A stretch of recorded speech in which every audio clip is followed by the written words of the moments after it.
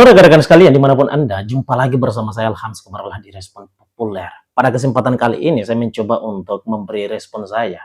Begitu beberapa hari saya off karena ada satu dan lain hal, satu kondisi yang memang saya mesti harus menahan, saya mesti harus tidak memberikan respon saya berkaitan dengan persoalan-persoalan yang tengah menjadi familiar perbincangan di kalangan masyarakat Indonesia itu sendiri.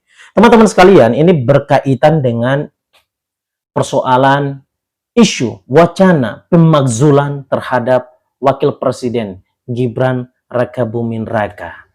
Nah, yang kemudian digaungkan oleh banyak pihak, termasuk salah satu di antaranya adalah para purnawirawan. Nah, teman-teman sekalian, ini menarik sebetulnya. Persoalan ini patut kiranya untuk kita sender. Dan hal ini patut kiranya kita lihat secara seksama, secara objektif tentunya. Jangan sampai kemudian dalam konteks melihat persoalan ini, kita malah justru menghadirkan ruang subjektif di sana.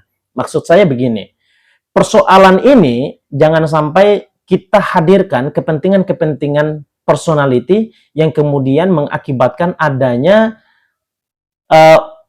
upaya pengelabuan terhadap konstitusi itu sendiri. Yes, mengapa demikian? Begini kira-kira. Presiden dan Wakil Presiden itu diikat berdasarkan konstitusi. Undang-undang dasar telah kemudian menjabarkan bagaimana kedudukan dan posisi daripada Presiden dan Wakil Presiden itu sendiri. Nah, diatur di sana tentang bagaimana pengangkatannya, pun juga kemudian terkait bagaimana pemberhentiannya. Diatur secara rinci dalam Undang-Undang Dasar atau Konstitusi Bangsa Indonesia itu sendiri. Nah, persoalan pemakzulan ini, mari secara bersama kita lihat apakah kemudian telah berkesesuaian secara konstitusional ataukah malah justru kemudian ada indikasi-indikasi politik kepentingan kelompok tertentu yang mencoba untuk bagaimana mengajukan permohonan pemakzulan terhadap Gibran dalam konteks agar kemudian menghadirkan kegaduhan politik nasional di Indonesia itu sendiri. Nah, mari secara bersama kita bicarakan, kita beri respon kita berkaitan dengan fenomena ini. Tapi sebelumnya, teman-teman sekalian dimanapun Anda, saya pada konteks ini ingin menggarisbawahi bahwa saya tidak mau membatasi ruang berpikir teman-teman sekalian. Walaupun kemudian kita terkendala, dibatasi dengan jarak yang jauh, tetapi semoga melalui video ini dan kolom komentar yang disediakan, semoga bisa dapat menjadi ruang demokrasi digital kita agar bisa menyalurkan pikiran setiap yang ada. Saya menyalurkan pikiran saya, pendapat saya melalui video ini, dan please, teman-teman menggunakan ruang komentar itu sebagai ruang demokrasi digital teman-teman untuk bisa berpendapat di sana. Yes, kita menghadirkan dan membuka seluas-luasnya suara-suara demokrasi di sana. Jadi gini teman-teman sekalian, kembali lagi pada persoalan pemakzulan ini. Mari kita lihat secara bersama, tapi please, ini adalah pendapat saya secara pribadi dan tidak didorong oleh siapapun untuk bicara atas persoalan ini. Jika teman-teman mengikuti kanal ini sejak awal, maka teman-teman akan bisa menyaksikannya bahwa saya dalam posisi ini itu selalu memberi pendapat berkaitan dengan persoalan-persoalan yang tengah viral diperbincangkan, yang tengah disoroti oleh masyarakat Indonesia. Dan sebagai generasi muda, saya mencoba untuk memberi ruang sedikit di dalam konteks ini untuk bisa memberi pendapat saya sebagai kalangan muda berkaitan dengan persoalan-persoalan nasional yang tengah menjadi perbincangan. Nah, teman-teman sekalian, kembali lagi saya tekankan bahwa persoalan pemakzulan terhadap Gibran Rakabuming Raka ini, apakah kemudian berkesesuaian dengan konstitusi ataukah justru tidak?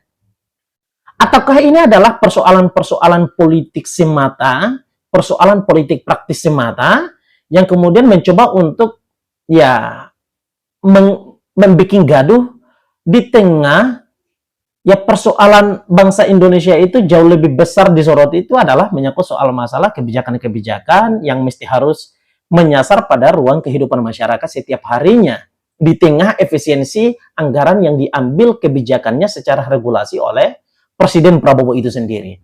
Teman-teman sekalian, menarik ketika persoalan ini kita lihat, misalnya saja saya mengambil pendapat-pendapat para ahli tata negara misalnya.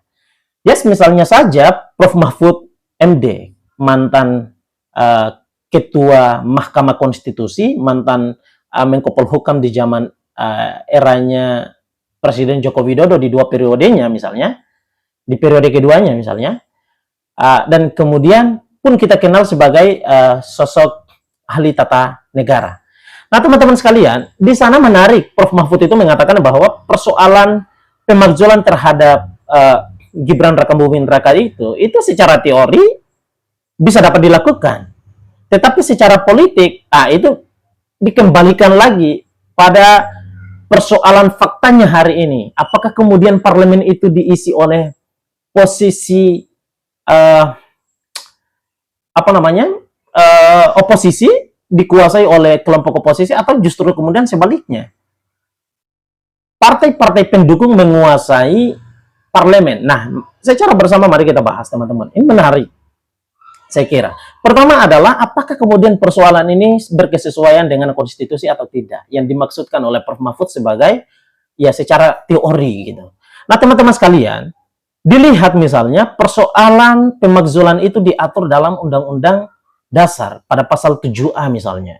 Di sana kemudian kita lihat apa mekanismenya, mekanisme dalam konteks untuk melakukan pemakzulan terhadap presiden ataupun wakil presiden. Nah, karena kebetulan di sini konteksnya ada wakil presiden, maka kita bicaranya dalam konteks ini adalah wakil presidennya siapa? Yes, Gibran Rakabuming Raka. Apakah berkesesuaian? Apakah unsur-unsurnya terpenuhi ataukah tidak? Apakah Gibran pantas untuk dimakzulkan atau tidak? Nah, mari kita lihat secara bersama secara konstitusional ini. Pasal 7A misalnya.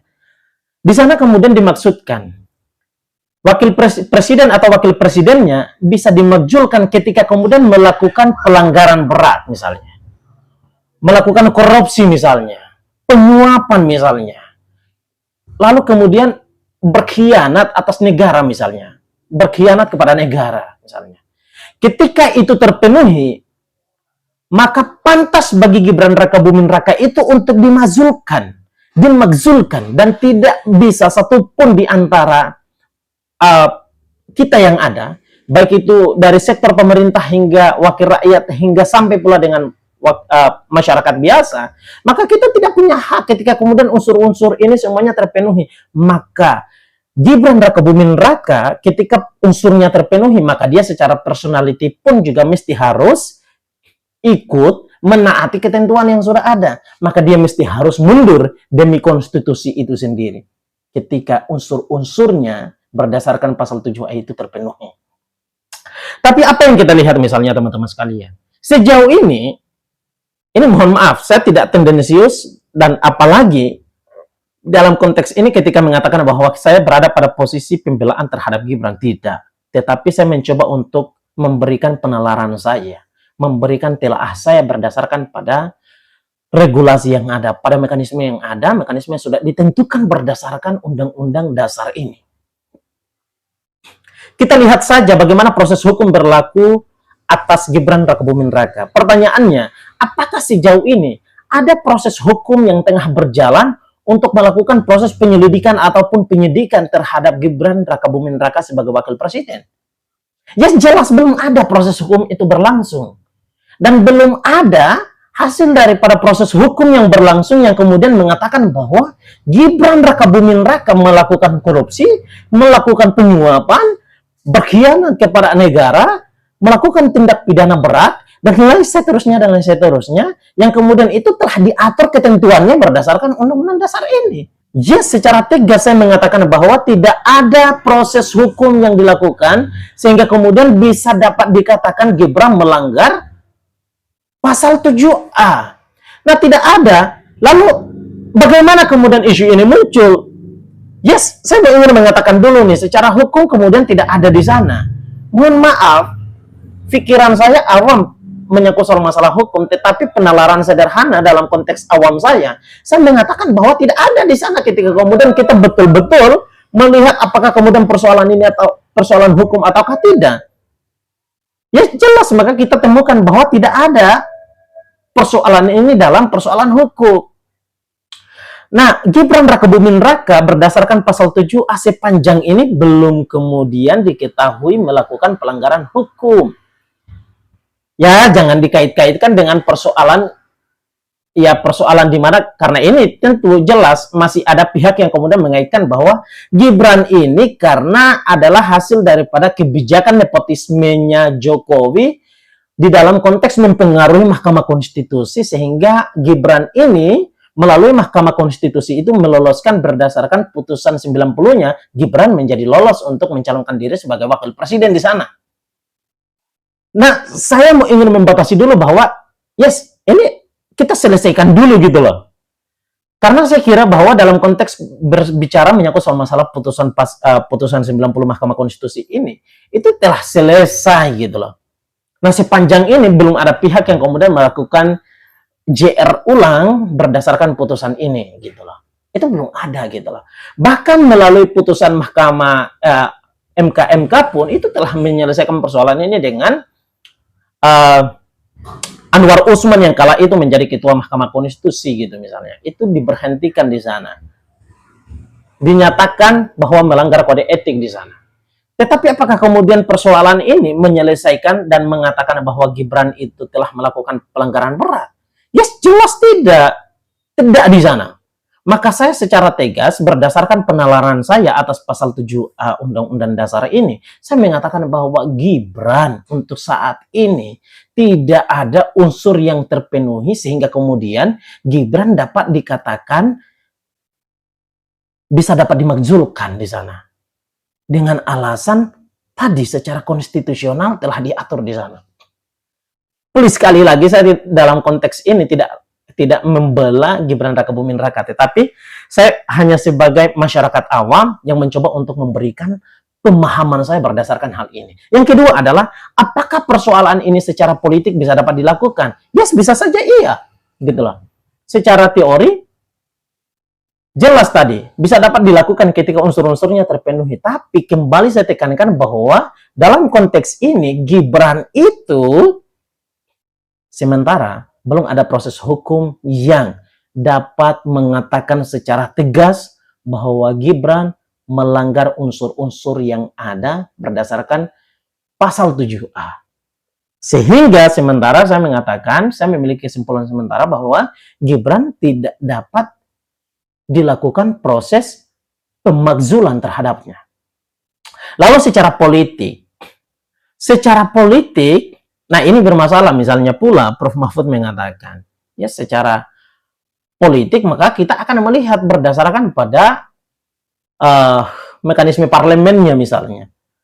Apakah parlemen itu dikuasai oleh pihak oposisi ataukah kemudian dikuasai oleh pihak partai pengusung atau partai pendukung pemerintah hari ini?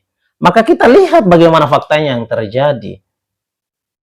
Boro-boro bilang partai oposisi menguasai. Loh, partai oposisi saja telah bermesraan membangun hubungan keakraban sedikit-sedikit dengan pemerintah hari ini.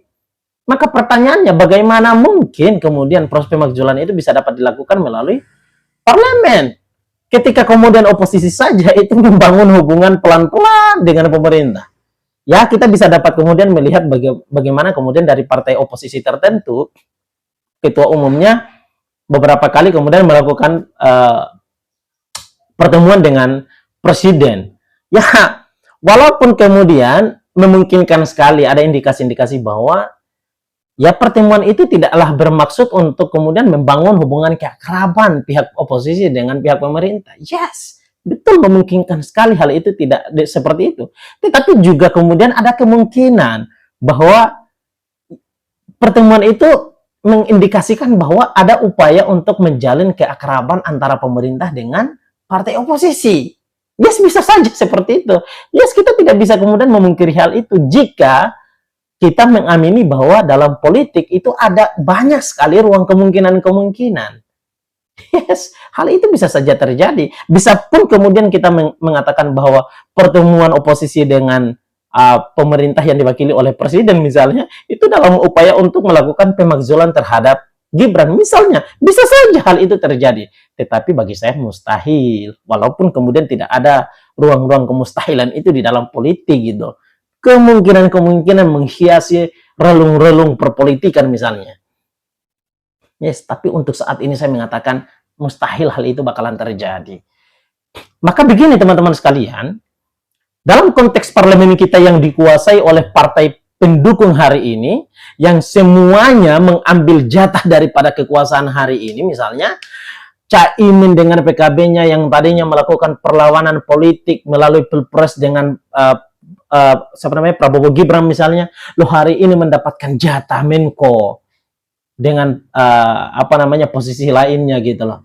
Nah, mustahil sekali ketika kemudian parlemen itu melakukan pemakzulan kepada Gibran. Nah, ini perkaranya.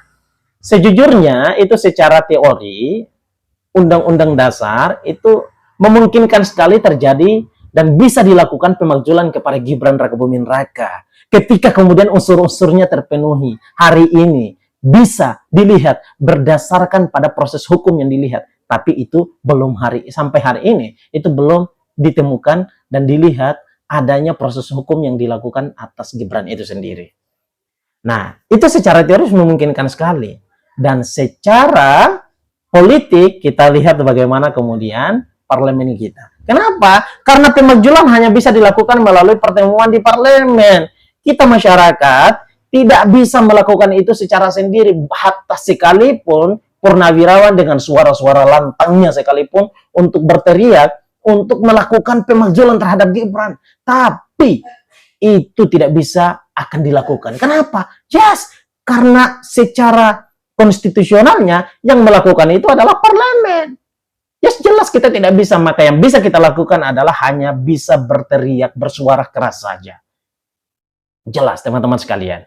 Jadi ini adalah pendapat saya dan saya berpendapat demikian. Sebagaimana kemudian penalaran saya atas pasal 7A dan kemudian berdasarkan pendekatan dengan pandangan para ahli di sana. Nah, saya kemudian berpendapat sebagaimana itu berkaitan dengan isu pemakzulan terhadap Gibran ini. Maka kesimpulannya, pertanyaannya adalah apakah pemakzulan terhadap Gibran ini adalah persoalan yang konstitusional, persoalan hukum kah, ataukah kemudian persoalan politik? Jawabannya, teman-teman silahkan lakukan penalaran sendiri, silahkan teman-teman lakukan penilaian sendiri atas persoalan ini, silahkan dan hasilnya dituangkan di kolom komentar. Seperti itu teman-teman sekalian pendapat saya. Bagaimana pendapat rekan-rekan sekalian? Kolom komentar menjadi ruang di demokrasi digital kita. Assalamualaikum warahmatullahi wabarakatuh.